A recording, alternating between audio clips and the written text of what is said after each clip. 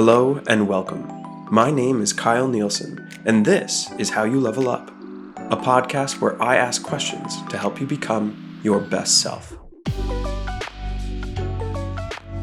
Today we ask, what are intrapersonal skills? Intrapersonal skills are what occur within the mind of an individual.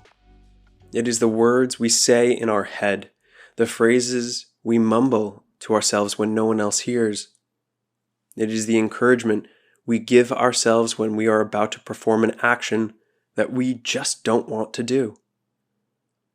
Intrapersonal skills are the emotions we feel and how we regulate them.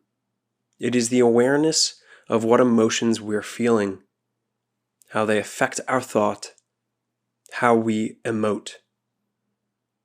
Intrapersonal skills are our resilience to a world that is out of our control, utterly and entirely out of our control.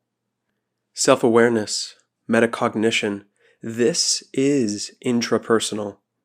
This is how you take control of your life by taking responsibility for yourself and all you experience. We've asked ourselves and spoken about anxiety and scripts. Once you know what your script is, you take control. You focus more on doing, on actions, and less on the happening, the feelings you experience. What were your thoughts when you woke up? What did you say to yourself when you got out of bed? Were they negative? Were they positive? We think, or at least feel, before we speak. How we think and feel affects our speech. Speaking leads to different types of relationships, and relationships are what make up our lives. Marcus Aurelius said, "Don't let anyone hear you complain, not even to yourself." If you wake up complaining, wishing you could sleep more, wishing you didn't have to get out of bed, wishing you didn't have to go to work, to school, to that family event, what does it do for you? How does it make you feel? Messy mind, messy thoughts, messy words, messy world. When you change your frame of mind, you begin to see things differently. You think about things differently, and then speak about those things differently.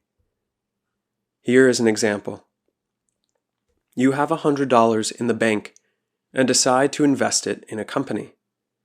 Situation A.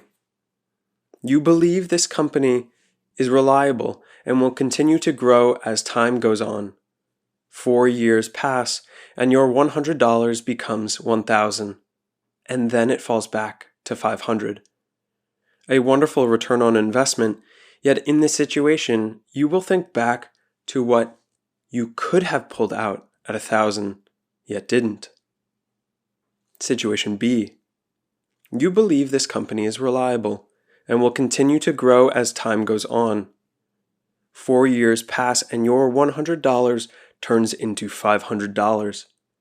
Again, a wonderful return on investment, yet in this situation, you will simply be happy with your investment, not thinking about what you had lost. In both situations, you invest $100 and in 4 years you have $500. The difference is that in situation A, you're slightly upset, or maybe very upset, that you only have 50% of the potential return you could have had. In situation B, you are thinking more of how your investment has quintupled. The difference here is that you think about what has happened, and then you feel. In situation A, an individual can still be completely satisfied. This is possible. It is possible that in situation A, an individual can still be completely satisfied, and in situation B, a person could ruminate and wish their money and company did better.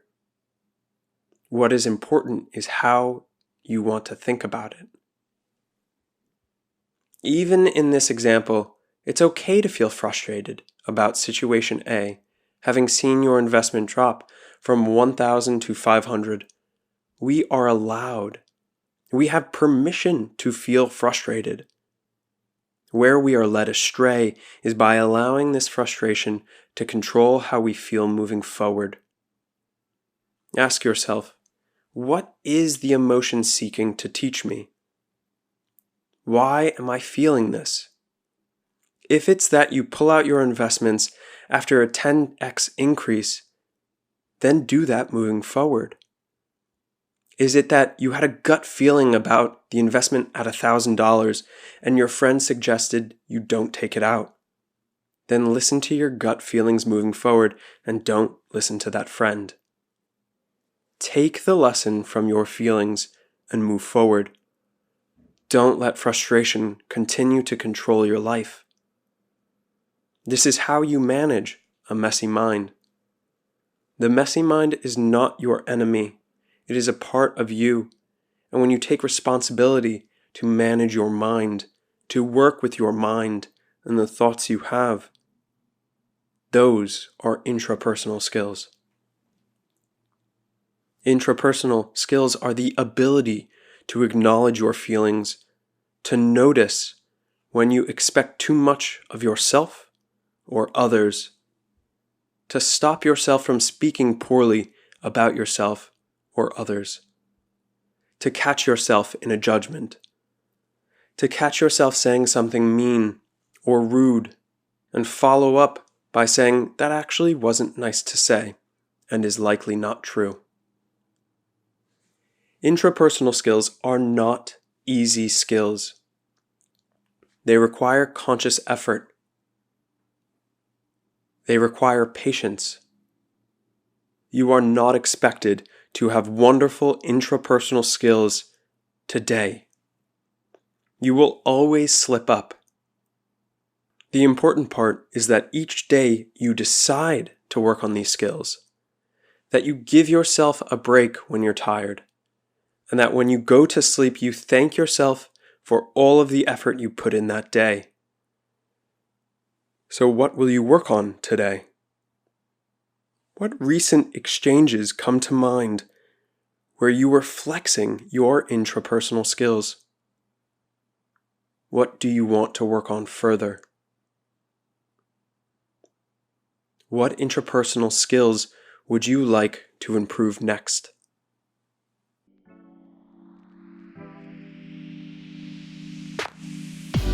Thank you for listening to another episode.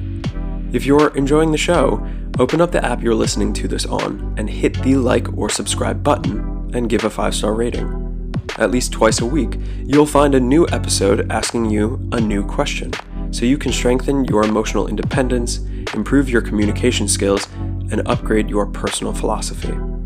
So if there's a question you'd like me to dive into next, send it to any of these social media accounts connected in the show notes here. This is all about how you level up.